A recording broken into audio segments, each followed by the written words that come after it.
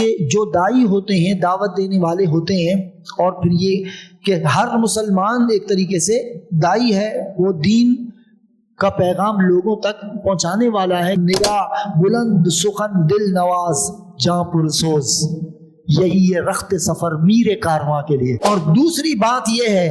کہ دیکھو یہ بھی اللہ کی ایک لاڈلی قوم تھی۔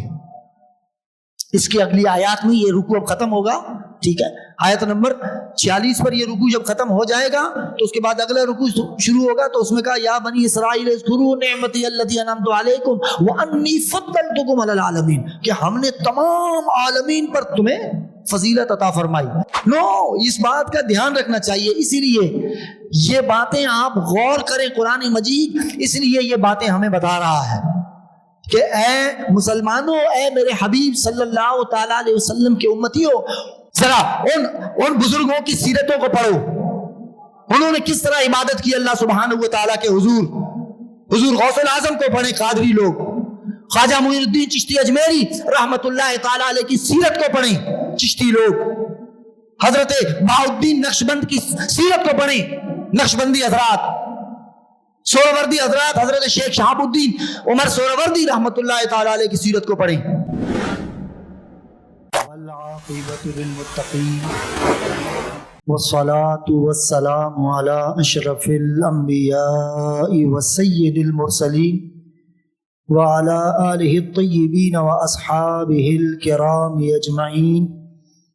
اما بعد فاعوذ باللہ من الشیطان الرجیم،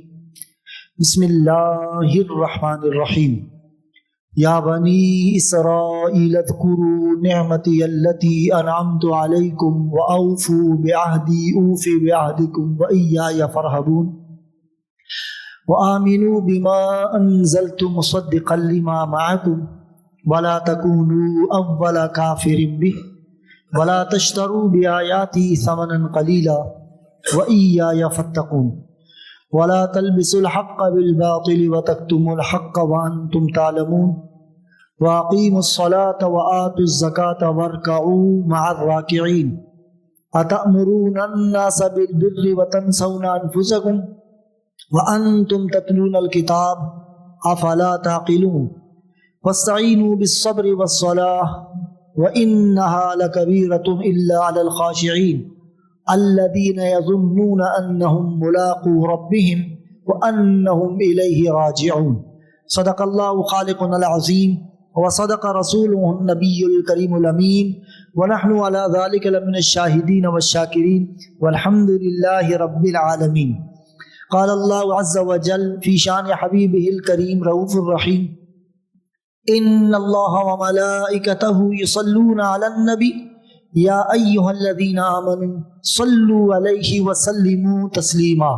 اللہم صل علی سیدنا ومولانا محمد وعلی آلہ واصحاب سیدنا ومولانا محمد وبارک وسلم صلاۃ وسلاما علیک یا سیدی یا سیدی یا سیدی یا رسول اللہ صلی اللہ علیہ وسلم۔ محترم مکرم سامعین اکرام، عزیزان گرامی قدر، اللہ سبحانہ و تعالیٰ کا کروڑ شکر اور اس کا احسان ہے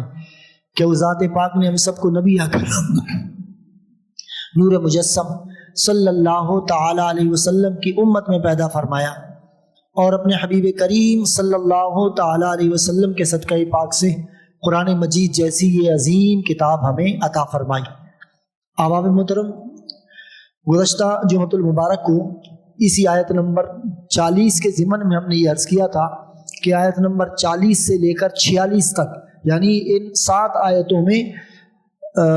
امت مسلمہ کو دعوت کا اسلوب اور طریقہ بتایا جا رہا ہے۔ جب کسی کو دین کی طرف بلانا ہو تو ابتدائی طور پر ان کو شوق دلانا، ان کی حوصلہ افزائی کرنا، ان کو ترغیب دینا، تو اس طریقے سے لوگوں کو دین کی طرف راغب کیا جائے۔ اور پھر یہ عرض کیا کہ جو دائی ہوتے ہیں، دعوت دینے والے ہوتے ہیں، اور پھر یہ کہ ہر مسلمان ایک طریقے سے دائی ہے، وہ دین کا پیغام لوگوں تک پہنچانے والا ہے، کہ رسول اللہ صلی اللہ علیہ وسلم نے فرمایا خطبہ حجۃ الوداع کے موقع پر کہ فَلْيُبَلِّغُ الشَّاهِدُ الْغَائِبَ، کہ جو یہاں حاضر ہے، جو پیغام میں نے ان تک پہنچایا وہ ہر غائب تک اس دین حق کا پیغام پہنچائے. تو میں نے عرض کیا کہ پھر ہمیں اپنی کیریکٹر بلڈنگ یعنی اپنے کردار کی بلندی پر توجہ دینا چاہیے، کیونکہ ایک دائی جو خود صاحب کردار ہو تو اسی کی دعوت جو ہے پھر وہ متاثر کن ہوتی ہے. اگر دائی کے اندر کردار بلندی کردار نہ ہو، اقبال نے جیسے کہا نگاہ بلند سخن دل نواز جاں پرسوز، یہی ہے رخت سفر میر کارواں کے لیے. تو میر کارواں جو ہوتا ہے، جو دائی ہوتا ہے، وہ اس کا سخن پرسوز ہونا چاہیے، نگاہ بلند ہونی چاہیے اور اس کا کردار عظیم ہونا چاہیے. تو اس سے یہی بات پھر آخر میں یہ کہا کہ رسول اکرم صلی اللہ تعالیٰ علیہ وسلم 40 برس تک اس کفار قریش کے درمیان رہے. اس کی مصلحت یہی تھی، حکمت یہی تھی اللہ سبحانہ و تعالیٰ کی کہ 40 برس حضور صلی اللہ علیہ وسلم کا کردار اہل مکہ کے سامنے پیش کیا گیا. اس کے بعد ان کو دین حق کی طرف بلایا گیا کہ کتنا بلند کردار نبی ہے. تو اب آپ آگے یہ جو اب آگے آیات آپ سنیں گے تو آپ دیکھیں کہ اس میں ہر جگہ، کیونکہ یہ جو یہود ہے نا، اللہ نے یہ فرمایا آیت نمبر 40 میں کہ یا بنی اسرائیل اذکروا نعمتی التی انعمت علیکم، کہ ہے بنی اسرائیل، اے اولاد بنی اسرائیل یا اے اولاد یعقوب علیہ السلام، نہ میری نعمت کو یاد کرو جو میں نے تم پر کی، اور تم مجھ سے کیا ہوا وعدہ پورا کرو. اب دیکھیں اب یہ کردار سازی ہے، یعنی تم نے جو مجھ سے وعدہ کیا تم پورا کرو. وَأَوْفُوا بِعَهْدِي أُوفِ بِعَهْدِكُمْ، پھر میں اپنا وعدہ تمہارے لیے پورا کر دوں گا. ٹھیک ہے. اب یہاں بنی اسرائیل کا ذکر دیکھیے، یہ جو لفظ اسرائیل ہے یہ 2 لفظوں کا مرکب ہے. ایک ہے اسر یا اسرا اور ایک ہے ایل. اسر اصل میں یہ لفظ اسیر سے ہے. اسیر ہوتا ہے نا، جیسے قیدی کو کہتے ہیں اسیر. تو جو بندہ ہوتا ہے وہ بھی اللہ سبحانہ و تعالی کے احکام اور اس کی بندگی کا اسیر ہوتا ہے، اس لیے اس کو اسر کہا. اور ایل جو ہے عبرانی زبان میں اللہ کو کہتے ہیں. تو مطلب یہ ہے کہ اسرائیل کا مطلب ہوا اللہ کا بندہ، اور یہ حضرت یعقوب علیہ السلام کا لقب ہے. اور حضرت یعقوب علیہ السلام بیٹے ہیں حضرت اسحاق علیہ السلام کے، اور حضرت اسحاق علیہ السلام بیٹے ہیں حضرت ابراہیم علیہ السلام کے. جو حضرت اسحاق علیہ السلام یہ حضرت سارہ عراقیہ کے بطن سے پیدا ہوئے، اور جو حضرت اسماعیل علیہ نبینا علیہ الصلوۃ والسلام ہیں وہ حضرت مائی ہاجرہ رضی اللہ تعالی عنہا کے بطن سے پیدا ہوئے. تو جتنے انبیاء آئے بنی اسرائیل کے وہ یہاں سے یہ مشہور ہوئے، یعنی تمام انبیاء آئے بنی اسرائیل کے جتنے انبیاء وہ حضرت اسحاق علیہ السلام کی آل سے آئے، اور حضرت اسماعیل علیہ السلام کی آل سے صرف رسول اکرم صلی اللہ تعالیٰ علیہ وسلم نبی بن کر تشریف لائے. یہ ابھی جو پیچھے ایک پروگرام گیا تھا خواجہ صاحب رحمۃ اللہ تعالیٰ علیہ کا، اس وقت بھی ہم نے عرض کیا تھا یہی یکتائی ہے کہ یہاں نسب رسول اللہ صلی اللہ علیہ وسلم کے نسب میں بھی، یعنی یہ خاتم النبیین ہونے کا ایک بہترین اشارہ ہے کہ آپ صرف بنی اسماعیل کے واحد نبی ہیں جو حضرت اسماعیل علیہ السلام کی آل سے آئے. باقی تمام انبیاء اکرام علیہ السلام جو آئے وہ حضرت اسحاق علیہ السلام کی آل سے آئے جنہیں بنی اسرائیل کہا جاتا ہے.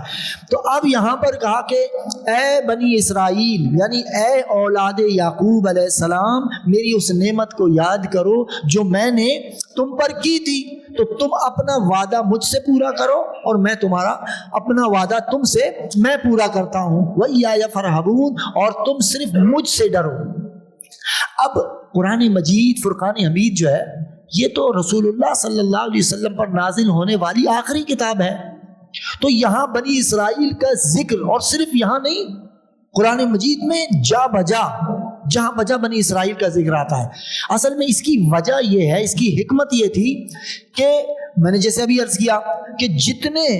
نبی آئے وہ آل اسحاق میں سے آئے. تو اور اس وقت جزیرہ نمائے عرب کے اندر دو ہی مضبوط قومیں آباد تھی، ایک مشرکین یعنی مشرکین مکہ، اور اسی طرح مکہ معظمہ میں بھی اور مدینہ طیبہ میں مشرکین کے دو بڑے قبائل آباد تھے، وہ تھے اوس اور خزرج، اور یہود کے بھی دو بڑے قبیلے آباد تھے، وہ تھے بنو قریظہ اور بنو نذیر۔ اچھا، ان میں مطلب بنو قریظہ کبھی اوس کی حلیف بن جاتی تھی اور کبھی خزرج کی، اور اسی طرح بنو نذیر کبھی اوس کی حلیف بن جاتی تھی، تو ان میں یہ جھگڑا چلتا رہتا تھا۔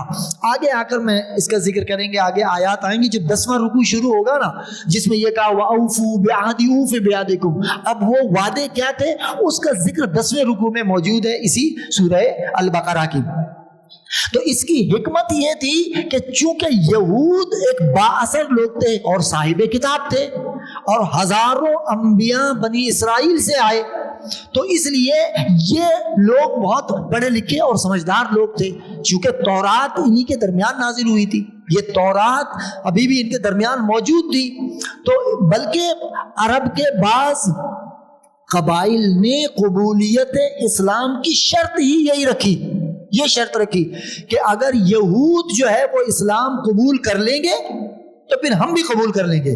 اس لیے کہ یہ بڑے بڑے علماء ہیں، یہ تورات کے عالم ہیں اور یہ موسیٰ علیہ السلام کے ماننے والے ہیں، چونکہ وہ بھی ایک نبی تھے، اگر یہ محمد الرسول اللہ صلی اللہ علیہ وسلم کو نبی مانیں گے تو ہم بھی ان کو نبی مانیں گے۔ اب صرف آپ تمام قرآن مجید میں بھی پڑھ لیں اور ویسے بھی اگر آپ احادیث اور سیرت کی کتابیں پڑھ لیں، احادیث پڑھ لیں، یہود آج بھی صرف اس وجہ سے رسول اللہ صلی اللہ علیہ وسلم کو نہیں مانتے، سوائے حسد کے اور کوئی وجہ ہے ہی نہیں، اور کوئی وجہ نہیں ہے۔ جبکہ جب حضور صلی اللہ علیہ وسلم مدینہ طیبہ میں ہجرت کر کے آئے تو یہود نے وہاں پہلے ہی پلان بنا لیا تھا، اور عبداللہ بن سلام جو بہت بڑے عالم تھے، یہودیوں کے بہت بڑے عالم تھے، تو عبداللہ بن سلام اور 4-5 بڑے بڑے عالموں کو اکٹھا کیا، کہا کہ جب محمد صلی اللہ علیہ وسلم یہاں آ جائیں تو تم لوگوں نے ایک سوال نامہ تیار کرنا ہے اور محمد صلی اللہ علیہ وسلم سے یہ سوال کرنے ہیں، اگر وہ جواب نہیں دے پائیں گے نا تو ہم ان کی نبوت کا انکار کر دیں گے کہ کیسا نبی ہے، ان کو تو ہمارے سوالوں کے جواب بھی نہیں آتے۔ تو جب حضور صلی اللہ علیہ وسلم سے ملنے کے لیے عبداللہ بن سلام کی قیادت میں یہ 4-5 افراد مل کر جیسے ہی حضور صلی اللہ علیہ وسلم کے پاس پہنچے، عبداللہ بن سلام تو وہ سوال تو کیا کرتے، جیسے ہی عبداللہ بن سلام کی نگاہیں حضور صلی اللہ علیہ وسلم کے چہرے پر پڑی اور اس نے کہا واللہ لیس بوجہ الکذاب، کہا کہ اس حسین چہرے کو دیکھ کر میں اللہ کی قسم کھا کے کہتا ہوں کہ یہ کسی جھوٹے کا چہرہ نہیں ہو سکتا ہے۔ اور بعد میں عبداللہ بن سلام پہ سوال جواب کیے بغیر واپس آ گئے، بعد میں وہ مسلمان ہو گئے عبداللہ بن سلام۔ تو ان یہودیوں نے تو بہت برا بھلا کہا پھر جناب عبداللہ بن سلام کو کہ ہم نے تو تمہیں اپنا لیڈر بنا کر بھیجا تھا اور تو تم نے سوال جواب تو کیا کرنے تھے، تو تم تو ویسے ہی آ کر جو ہے نا ہمیں بتا رہے ہو کہ وہ کسی جھوٹے کا چہرہ نہیں ہے۔ تو میں یہ عرض کر رہا ہوں کہ اس لیے یہ بتایا گیا۔ اور دوسری حکمت میرے عزیز مسلمان بھائیوں، یہ بڑی غور طلب بات ہے، اللہ تبارک و تعالیٰ نے بنی اسرائیل کا ذکر ایک مرتبہ، ایک سبب اور ایک حکمت اس کی یہ ہے کیونکہ یہود میں اہل کتاب تھے، یہ کتاب کو سمجھنے والے تھے، اور دوسری بات یہ ہے کہ دیکھو یہ بھی اللہ کی ایک لاڈلی قوم تھی۔ اس کی اگلی آیات میں یہ رکوع اب ختم ہوگا، ٹھیک ہے، آیت نمبر 46 پر یہ رکوع جب ختم ہو جائے گا تو اس کے بعد اگلا رکوع شروع ہوگا، تو اس میں کہا یا بنی اسرائیل اذکروا نعمتی التی انعمت علیکم وانی فضلتکم علی العالمین، کہ ہم نے تمام عالمین پر تمہیں فضیلت عطا فرمائی، یعنی بنی اسرائیل اتنی لاڈلی قوم ہے، اور اسی لاڈلے ہونے نے ان کا دماغ خراب کر دیا اور ان کی یہ سوچ بن گئی، انہوں نے کہا کہ ہم سیاہ کریں سفید کریں، اور یہی آپ کو یاد ہے ہم آپ سے اسی لیے دست بستہ عرض کرتے ہیں کہ ہم جب کسی کے حلقے بیعت و ارادت میں شامل ہو جاتے ہیں، کچھ دماغ ہمارا خراب کرتے ہیں پیر صاحبان، اور کچھ ہمارے اپنے خود سے ہم نے ایک بت گڑھ رکھے ہیں، اور ہم یہ سمجھتے ہیں چونکہ ہماری نسبت فلاں سے ہے تو وہ ہمیں بخشوائے گا، نو، اس بات کا دھیان رکھنا چاہیے. اسی لیے یہ باتیں آپ غور کریں قرآن مجید، اس لیے یہ باتیں ہمیں بتا رہا ہے کہ اے مسلمانوں، اے میرے حبیب صلی اللہ تعالیٰ علیہ وسلم کے امتیوں، انہوں نے بھی یہی سوچا، انہوں نے یہی کہا وقالت الیہود والنصارى نحن ابناء اللہ واحباؤہ، کہا کہ بھی ہم اللہ کے لاڈلے ہیں، ہم اللہ کے محبوب ہیں. یہود بھی یہی کہتے تھے، نصارہ بھی یہی کہتے تھے. نصارہ، عیسائی، کرسچنز وہ اس لیے کہتے تھے کہ عیسیٰ علیہ السلام اللہ کے بیٹے ہیں، تو جناب ہم اس کی اولاد میں سے، ہم ان کے ماننے والے ہیں، اس لیے ہمیں اللہ سبحانہ و تعالیٰ کچھ نہیں کہے گا. اور یہ یہود یہ کہتے تھے کہ ہم اللہ کے سب سے زیادہ محبوب قوم ہیں، سب سے زیادہ لاڈلی قوم ہمیں بنی اسرائیل، تو اس لیے اللہ سبحانہ و تعالیٰ ہم سیاہ کریں سفید کریں، ہمیں کوئی پوچھنے والا نہیں، ہمیں بالآخر جنت میں جائیں گے. یہ ان کی غلط فہمی تھی. تو اللہ تبارک و تعالیٰ نے بار بار ان سے یوں کہا کہ ہاتھو برہانکم ان کنتم صادقین، کہ بھائی تم یہ کہہ رہے ہو کہ ہم اللہ کے لاڈلے ہیں، ہم اللہ ہم سے پوچھے گا نہیں، تو لاؤ دلیل، لاؤ کیا دلیل ہے تمہارے پاس. اور پھر سورہ جمعہ میں اسی پہلے سپارے میں آگے جا کر اللہ تبارک و تعالیٰ نے فرمایا کہ اگر تم واقعی اپنے آپ کو لاڈلا سمجھتے ہو اور تم نے یہ کنفرم سوچ لیا ہے کہ تمہاری بخشش ہونی ہی ہونی ہے، تم سیاہ کرو سفید کرو، تمہیں بہرحال جنت ملے گی، اللہ سبحانہ و تعالیٰ کے محبوب ہو، تو فتمنوا الموت، پھر موت مانگو. کیونکہ جس کو اس بات پر یقین ہو کہ اللہ اس سے راضی ہے، اس نے کوئی حساب کتاب نہیں دینا، وہ جہنم میں نہیں جائے گا، پکا جنت میں جائے گا، تو پھر موت کی تمنا کرو. کیونکہ جس کو پتا ہو کہ بھئی وہ جنت میں جائے گا، یہ ہمارے اولیاء صلحاء یہ تو موت کا انتظار کرتے رہتے تھے. ہم نے آپ سے عرض کیا نا کہ امام غزالی رحمت اللہ تعالی علیہ اپنا کفن پہلے سے تیار کر کے رکھا کرتے تھے اور اس کو ہر روز ایسے بوسہ دیتے تھے، کہتے تھے کہ یہ وہ لباس ہے جس لباس میں مجھے اپنے اللہ سے ملاقات کرنی ہے، اپنے رسول سے ملاقات کرنی ہے روزانہ. اور جمعے کے دن امام غزالی رحمت اللہ تعالی علیہ کا انتقال ہوا، اور انتقال سے پہلے خود آپ نے وہ کفن اوڑھا اور کفن اوڑھ کر لیٹ گئے، کلمہ شہادت پڑھ کر پھر اس دنیا سے آپ تشریف لے گئے. جو اللہ کے محبوب ہوتے ہیں تو پھر وہ موت سے ڈرتے نہیں ہیں. موت سے تو وہ ڈرے جس کو اس بات کا خطرہ لاحق ہو کہ اگر مر گیا تو میرے پلے اعمال کچھ نہیں ہے. تو اس لیے اس بنی اسرائیل کو اس کے واقعات ہمارے سامنے ذکر کر کے کہا بنی اسرائیل کے عروج و زوال کی داستان یہ وہی تھی کہ تمام عالمین پر ہم نے ان کو فضیلت دی، ان کو عظمت دی، ان کے لیے من و سلوہ اتارا، ان کو کام کاج کرنے سے روکا، اور یہ خود پھر بالآخر انہوں نے خود کہا کہ بھئی ایک ہی چیز کھاتے کھاتے ہم تھک گئے. یہ بھی چھٹے رکوع میں آئے گا کہ یہ کیا کہ بھئی ہم من و سلوہ، مطلب یہ ہے کہ میٹھے میں من اور سلوہ یہ بھنے ہوئے بٹیر اترا کرتے تھے آسمانوں سے ان کے لیے، لیکن ان کو سکون نہیں ہوا. میں بسلہا وقصاہا وفومہا وعدسہا وبصرہا، نہیں اللہ میں لہسن دے، پیاز دے، مسور کی دال دے. ٹھیک ہے، یہ خود ناشکرے تھے پھر. لیکن اللہ فرما رہا ہے کہ پھر ان کا عروج بھی تم نے دیکھا، لیکن جب انہوں نے اللہ کی نافرمانی کی تو پھر ان کا زوال بھی آیا. ضربت علیہم الذلۃ والمسکنہ وباؤوا بغضب من اللہ، کہا کہ پھر یہ اللہ کے غضب میں ڈوب گئے اور اللہ نے ان پر ذلت طاری کر دی، مسکنت طاری کر دی، یہ ذلیل و رسوا ہو گئے. دیکھو ورنہ اسی لیے جب ان کا دوسرا ہیکل جو ابھی بھی موجود ہے یروشلم کے اندر، بیت المقدس کے اندر ابھی بھی موجود ہے، اب وہاں ایک ٹوٹی ہوئی دیوار ہے. وقت نصر نے ہزاروں یہودی قتل کر دیے اور ان کے اس عبادت گاہ کو، اس ہیکل کو،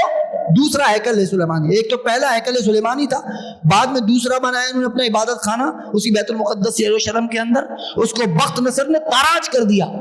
ہزاروں یہودی تیز کر دیے، اس نے مار ڈالے، خون بہا دیا ان کا. یہ تھی وہ ذلت و مسکنت. اور آج بھی وہ صرف ماتم کرنے رونے کے لیے اس دیوار گریا سے لپٹ کر بس روتے رہتے ہیں یہودی. اور ابھی ان کا پورا پلان ہے، نقشے سارے بن چکے ہیں، اس کے بلو پرنٹ بن چکے ہیں سارے، کہ انہوں نے کس طرح اس ہیکل کو دوبارہ بنانا ہے، تعمیر کرنا ہے. اسی لیے اسرائیل بیت المقدس کو چھوڑنے کے لیے راضی نہیں ہے. ہر چند ماہ کے بعد غزہ اور فلسطین کے اندر ظلم و بربریت کا بازار گرم کیا جاتا ہے. تو اللہ فرما رہا ہے کہ پھر تمہارے لیے بھی کوئی وقت نظر آئے گا، پھر اگر تم اس گمان میں رہے، ٹھیک ہے تم میرے محبوب صلی اللہ تعالیٰ علیہ وسلم کی امتی ہو، میں نے اجتماعی عذاب نازل نہ کرنے کا وعدہ تم سے کیا ہے، لیکن یہ دیکھیں یہ پریشانیاں ہیں، ہمیں نظر نہیں آتی کیا؟ پوری دنیا کے اندر دوسری بڑی قوم ہے مسلمان، دوسری بڑی قوم ہے، اور جتنی ذلت و رسوائی اسفل و ادبار اس مسلمان قوم پر ہے، اور تو کسی ہے پر ہے بھی نہیں۔ ہم اس بات کو ریئلائز ہی نہیں کر رہے، ہم سمجھ ہی نہیں رہے کہ دوسری طاقتور ملک، دوسری طاقتور قوم، دو اٹامک پاورز ہیں اسلامی دنیا کے اندر، پاکستان اور ایران، لیکن نہ اتفاق ہے، نہ یہ اللہ سبحانہ و تعالیٰ کے فرما بردار رہے، نہ رسول صلی اللہ علیہ وسلم کے فرما بردار رہے۔ اللہ نے فرمایا تم مجھ سے کیا ہوا وعدہ، تمہارا وعدہ کیا تھا؟ تم نے میرے رسول سے بھی وعدے کیے کہ ہم اس دین کا پیغام چپے چپے تک پہنچائیں گے، تم نے مجھ سے اس عالم الست میں وعدہ کیا، وَإِذْ أَخَذَ رَبُّكَ مِن بَنِي آدَمَ مِن ظُهُورِهِمْ ذُرِّيَّتَهُمْ وَأَشْهَدَهُمْ عَلَىٰ أَنفُسِهِمْ أَلَسْتُ بِرَبِّكُمْ۔ رب تو ہم نے خدا کو مانا، لیکن کیا ہم اس کے حضور جھکنے کے لیے تیار ہیں؟ کیا ہم اس سے کیا وہ وعدے جو ہم نے عالم ارواح میں کیے، یا اس قرآن کے ذریعے جو اس نے ہم سے وعدے لیے، جو اس کے عائد کردہ فرائض ہیں، بارہ ہم نے عرض کیا کہ بھئی اس کے عائد کردہ فرائض میں صرف نماز ہے جو ہر غریب و امیر مرد و عورت پر دن میں 5 وقت فرض ہے، باقی تو کلمہ تو سب پڑھ لیتے ہیں ایک ہی مرتبہ زندگی میں۔ زکوٰۃ جو ہے وہ بھی صرف صاحب نصاب پر فرض ہے، حج صرف صاحب استطاعت پر فرض ہے، رمضان کے روزے صرف مسلمانوں پر 1 مہینے کے لیے فرض ہیں، اس میں بھی اگر کوئی بیمار ہے تو اس کو مارجن مل جاتا ہے، وہ بعد میں رکھ لے۔ تو ہم کون سا وعدہ کیا ہوا اللہ سبحانہ و تعالیٰ سے پورا کر رہے ہیں؟ ہم تو اس کے حضور جھکنے کے لیے تیار نہیں ہیں۔ معاذ اللہ ہماری سوچ یہ ہو گئی ہے کہ ہم جو کہیں بس اللہ ویسا کر دے، اللہ ویسا کرے، یعنی معاذ اللہ ہمارا پابند ہے، ہم اللہ کے پابند نہ بنے۔ ہم نے یہ بھی بارہا عرض کیا کہ یہ جو ہمارے ذہنوں میں کہ اللہ رحیم ہے، اللہ کریم ہے، اللہ غفار ہے، بے شک ہے، لیکن اللہ تبارک و تعالیٰ شدید العقاب ذی الطول بھی ہے، وہ گرفت کرنے والا بھی ہے، وہ عزیز ذو انتقام بھی ہے، وہ عذاب دینے والا بھی ہے۔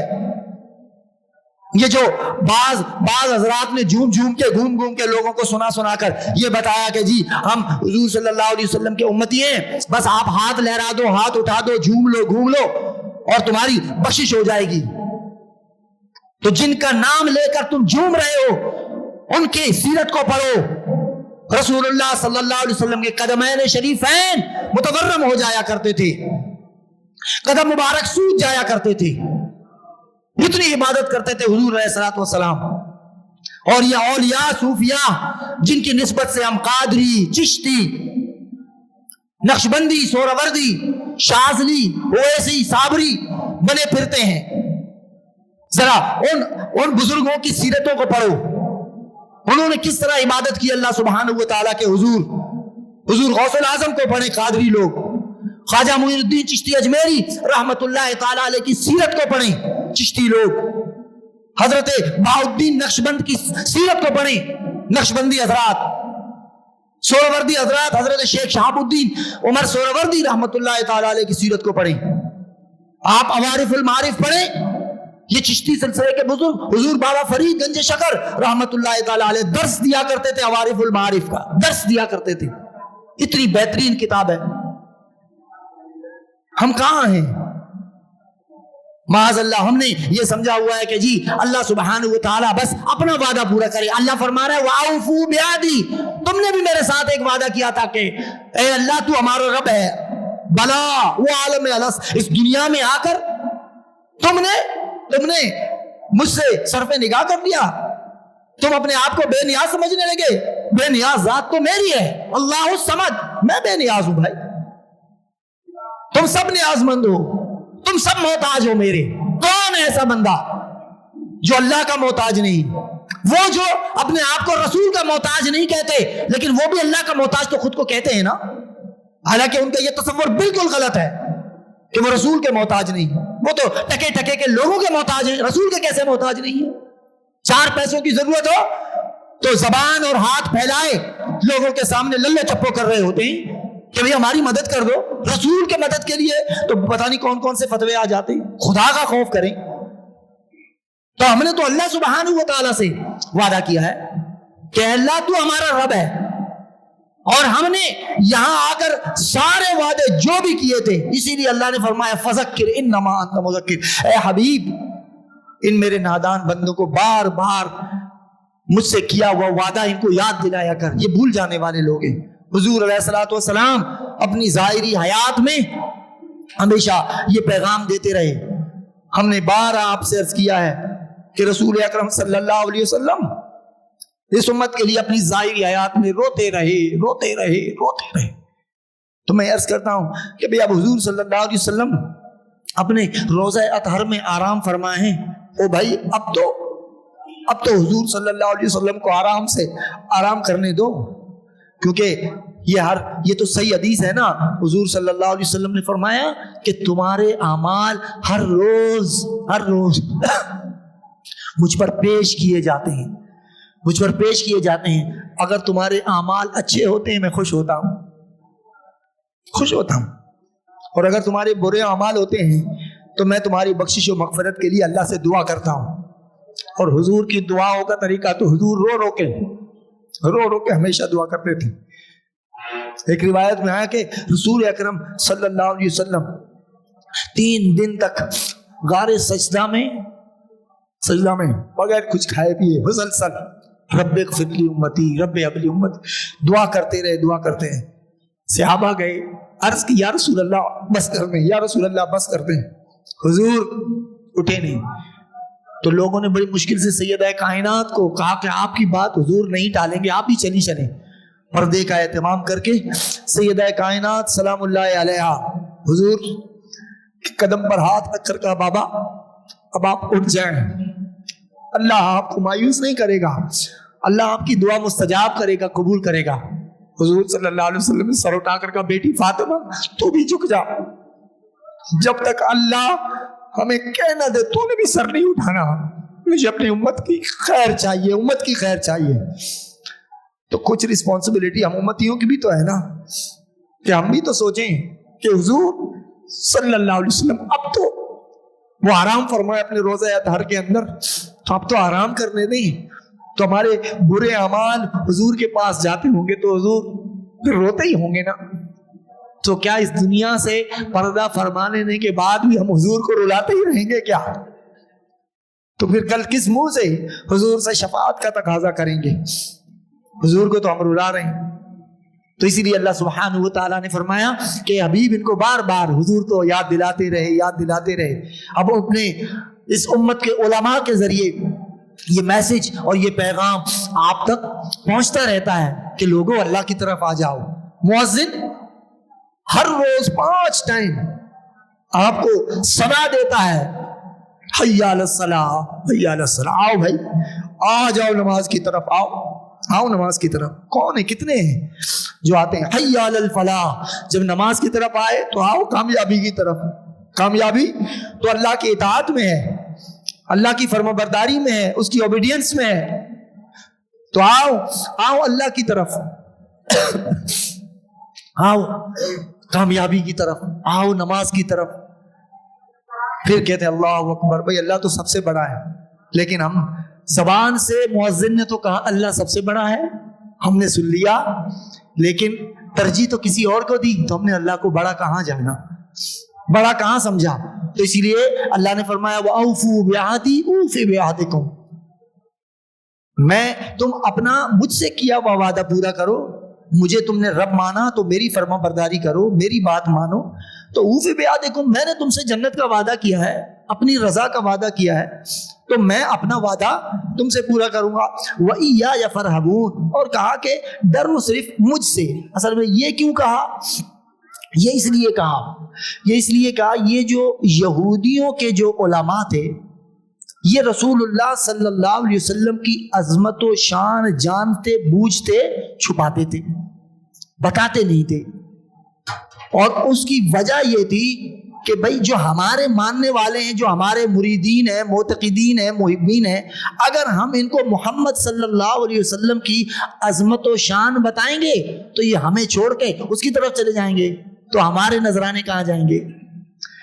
یہی بات ہمارے لیے بھی ہے، علماء حق کے لیے بھی ہے، واعظین کے لیے بھی ہے۔ اللہ فرما رہا بھائی ہم سے ڈرو، صرف اس بات سے لوگوں کو حق بتانے سے مت رک جاؤ کہ وہ تمہیں چھوڑ دیں گے، ڈرو اللہ سے کہ بھئی یہ ناراض ہو جائیں گے، یہ چھوڑ جائیں گے۔ کبھی میں نے کئی مرتبہ وہ جو ایک صحابی کے ہاتھ سے لقمہ دربار بادشاہ روم کیسر روم کے دسترخوان پر ان کے ہاتھ سے لقمہ گر گیا، لقمہ گرا تو صحابی نے اٹھا کے کھایا، تو دوسرے صحابی نے کہا بھئی بادشاہ کا دربار ہے، یہ تم کیا کر رہے ہو؟ وہ لوگ بولیں گے کہ یار یہ کوئی بھوکے ہیں کیا، گرا ہوا۔ انہوں نے کیا کہا؟ انہوں نے کہا کہ اَأَتْرُكُ سنت رسول اللہ صلی اللہ تعالی علیہ وسلم لِهَٰذِهِ الْحُمَقَاءِ، کہا کہ میں اپنے رسول کی سنت اور ان کا طریقہ اس لیے چھوڑ دوں ان احمقوں کے لیے؟ میرے رسول نے فرمایا کہ جو صاف لقمہ اگر دسترخوان پر گر جائے تو اسے اٹھا کر صاف کر کے کھا لیا کرو۔ تو پھر رزق دینے والی ذات اللہ کی ہے، کوئی ناراض ہوتا ہے، لیکن ہمارا معاملہ الٹ ہے، ہم یہ سمجھتے ہیں کہ لوگ ناراض نہیں ہونے چاہیے، اس لیے ذرا ایسی بات کرو بھئی دین میں آگے پیچھے بے شک ہو جائے، لیکن جو ہمارے مریدین ہیں، معتقدین ہیں، وہ ادھر ادھر نہیں ہونے چاہیے۔ تو اللہ سبحانہ وتعالی نے فرمایا وَإِيَّايَ فَارْهَبُونَ، پھر اس کے ساتھ ہی کہا وَآمِنُوا بِمَا أَنزَلْتُ مُصَدِّقًا لِمَا مَعَكُمْ، اور ایمان لاؤ اس پر، یعنی قرآن پر۔ یہودیوں کو کہا، بنی اسرائیل کو کہا، کیوں مصدقا لما معکم، کہ بھائی یہ تو مصدقا لما معکم، یہ تمہارے تورات کی اور تم پر بنی اسرائیل پر جتنی کتابیں نازل ہوئی ان کی تصدیق کرتی ہے، اور ولا تکونوا اول کافر بہ، کہا کہ تم چونکہ اہل کتاب ہو تم پہلے اس رسول کے انکار کرنے والے مت بن جانا۔ ولا تشتروا بآیاتی ثمنا قلیلا، اور اللہ کی آیات کو چھوٹی قیمتوں پر بیچ مت دو۔ وَإِيَّايَ فَاتَّقُونَ، اور پھر صرف مجھ سے ڈرو۔ اب اس کا مطلب یہ نہیں ہے کہ چھوٹی چھوٹی قیمتوں پر، اسی لیے پیر صاحب کہے کہ جی نذرانہ کم نہیں دینا چاہیے، اللہ نے فرمایا وَلَا تَشْتَرُوا بِحَيَاتِ ثَمَنًا قَلِيلًا، نذرانہ ذرا تگڑا لایا کرو، کیونکہ اللہ نے فرمایا ہے کہ بھائی چھوٹی چھوٹی قیمتوں میں اللہ کی، تو میں ذرا ہائی قیمت پر معاذ اللہ کی آیتوں کو بیچوں گا، تو ایسا نہیں ہے۔ یعنی دین جو سچ ہے، وہ حق ہے، وہ لوگوں تک پہنچانے کی کوشش کرو۔ اللہ سبحانہ وتعالی ہم سب کو اپنی وفاداری نبھانے کی توفیق عطا فرمائے۔ وآخر دعوانا الحمدللہ رب العالمین۔